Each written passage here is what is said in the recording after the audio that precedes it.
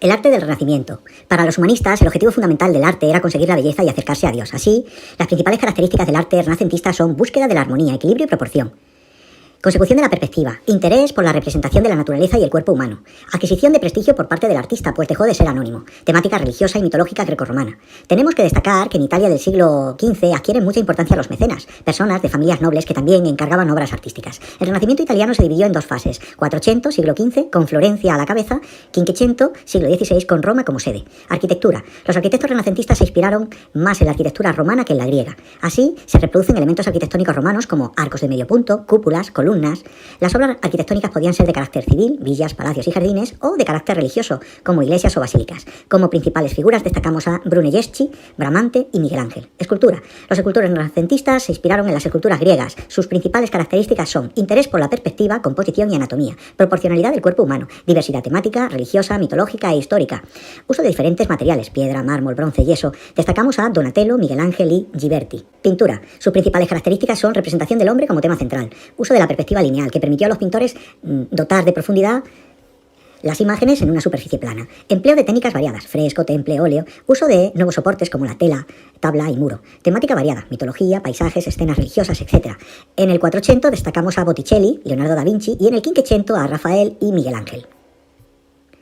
El arte barroco. El estilo arquitectónico del siglo XVII y de una parte del siglo XVIII se conoce con el nombre del barroco, caracterizado por una expresividad y por una gran expresividad y por la exaltación de los sentimientos, aspectos que se logran mediante el movimiento, profusión decorativa y la exageración de las formas y de los detalles. En los países católicos, el barroco se difundió con la Contrarreforma y se caracterizó por la grandeza y la teatralidad, en las que se pretendía sorprender al espectador con un fin didáctico. Las monarquías absolutas emplearon este estilo en los grandes palacios y jardines y plazas, con las que manifestar el poder del soberano.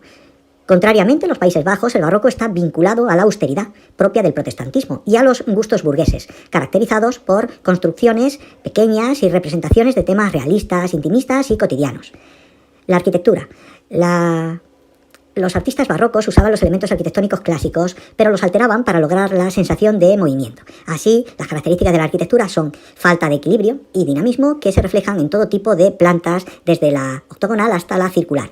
Uso de la curva, que facilita la decoración en las fachadas, que muestran formas ondulantes, cóncavas y convexas. Uso exagerado de la ornamentación, visible en las columnas salomónicas, cornisas, etc. Los dos arquitectos barrocos más importantes son los italianos Bernini y Borromini. La escultura. La escultura muestra las características del barroco, el movimiento y la expresión de los sentimientos, y presta una atención especial al volumen, la composición y la teatralidad. Las temáticas pueden ser religiosas, mitológicas y alegóricas. Destacamos la figura de Bernini. Pintura. La pintura barroca rompe con la tradición renacentista de mostrar la belleza y el equilibrio. En los países católicos, las obras estaban al servicio de la Contrarreforma. Así, la temática principal será la religiosa, aunque también encontramos paisajes, retratos, bodegones, etc. Las características de la pintura son predominio del color sobre el dibujo. El uso del color crea contrastes de luz y sombra que difuminan los contornos, otorgan volumen a las figuras y consiguen dar profundidad a la composición. Este estilo recibe el nombre de tenebrismo. Las pinturas pretenden mostrar el movimiento, por lo tanto predominan las líneas curvas, volúmenes y composiciones dinámicas. Las principales figuras de la pintura del barroco son Caravaggio en Italia y Rubens en Flandes y Velázquez en España. Caravaggio en Italia, Rubens en Flandes y Velázquez en España. La cultura en el Renacimiento. Las dificultades políticas y económicas que afectaron a Europa durante los siglos XVI y XVII no interrumpieron el desarrollo de la literatura, la música y las artes en general. Destaca el auge de la literatura en España durante el siglo XVII, conocido como el Siglo de Oro. La literatura en España en el siglo XVII, su auge, conocido como el Siglo de Oro. La literatura europea. La literatura del siglo XVI muestra la influencia de clásicos griegos y latinos y refleja algunas de las ideas que el humanismo habría extendido, como por ejemplo el antropocentrismo. En este siglo destaca la novela picaresca, en la que el protagonista relata su vida de forma epistolar. La obra más representativa de este género es El Lazarillo de Tormes, obra de carácter anónimo. En cuanto a la poesía, hay que destacar a Garcilaso de la Vega y Fray Luis de León. La figura literaria más importante es Miguel de Cervantes, autor de El Quijote, obra que es una parodia de la novela caballeresca, y también autor, además del Quijote, de novelas ejemplares. En Francia destacamos a Francois Rabelais con su obra Gargantúa y Pantagruel, que narra de forma cómica la vida de dos gigantes. En Inglaterra destacamos a William Shakespeare, autor de obras de teatro que indagan en el comportamiento humano, Romeo y Julieta, Hamlet, El mercader de Venecia, etc. Durante el siglo XVIII en España, la mayoría de los escritores abandonaron los clásicos y reflejaron en sus obras cuestiones filosóficas o religiosas. Los autores más destacados son Lope de Vega, Francisco de Quevedo, Luis de Góngora, Pedro Calderón de la Barca. En Francia destaca el comediante Molière, con sus obras El avaro, El médico a palos, donde el autor denuncia la hipocresía de la nobleza y la burguesía. El siglo de oro español. A lo largo de los siglos XVI y XVII tuvo lugar el apogeo del arte y la literatura españolas, apogeo que coincidió con el Renacimiento y el Barroco. En la literatura renacentista del siglo XVI, la admiración por la cultura grecolatina se manifiesta en la incorporación de temas paganos.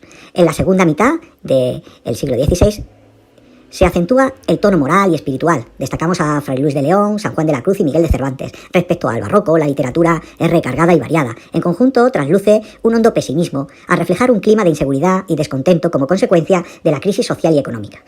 En poesía destacamos a Quevedo, Góngora y Lope de Vega, mientras que en la narrativa debemos destacar también a Quevedo y Cervantes. Finalmente, en el siglo XVII vivió una eclosión de teatro español a manos de autores como el mismo Lope de Vega, Calderón de la Barca y Tirso de Molina. La revolución científica de los siglos XVI y XVII.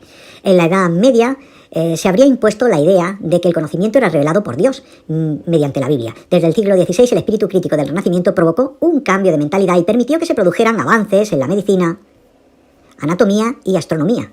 Es la llamada revolución científica. Astronomía. Nicolás Copérnico cuestionó la vieja idea medieval según la cual la Tierra era el centro del universo y afirmó que en realidad era el Sol el que se hallaba en el centro y que la Tierra giraba a su alrededor. Es la teoría heliocéntrica. La teoría de Copérnico fue confirmada por Galileo Galilei gracias al uso del telescopio. Sin embargo, la nueva teoría no fue admitida por la Iglesia, que tenía una influencia enorme, y fue condenada por la Inquisición. La revolución científica. La revolución científica de los siglos XVI y XVII tuvo aportaciones de distintos campos, así en la astronomía, y partiendo de la teoría heliocéntrica, Johannes Kepler demostró la trayectoria elíptica de los planetas alrededor del Sol. Robert Boyle hizo avanzar la disciplina de la física y química. Sin embargo, algunas ramas tuvieron un desarrollo más lento. Es el caso de la medicina, donde destacamos a Andrea Vesal, yo creo que es Andrea Vesalio, que estudió el cuerpo humano gracias a la disección de cadáveres, y también a William Harvey, descubridor de la circulación sanguínea mayor y de las funciones del corazón. La circulación menor y pulmonar fue descubierta por Miguel Servet.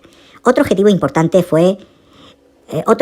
importante fue Blaise Pascal, quien investigó sobre la presión atmosférica y el cálculo de probabilidades. Los dos grandes protagonistas de la revolución científica fueron el filósofo y matemático René Descartes y el físico Isaac Newton. Descartes, autor del discurso del método, difundió el principio de la duda y afirmó la superioridad de la razón como base de todo conocimiento. Newton trabajó sobre la obra de Kepler y Galileo y formuló la ley de la gravitación universal. Innovaciones técnicas. Todos estos avances fueron posibles gracias a la aparición de nuevos medios de observación más precisos. El primer microscopio apareció sobre 1660 y el primer telescopio pocos años después. Las nuevas academias creadas durante el siglo también ayudaron a la difusión de novedades científicas.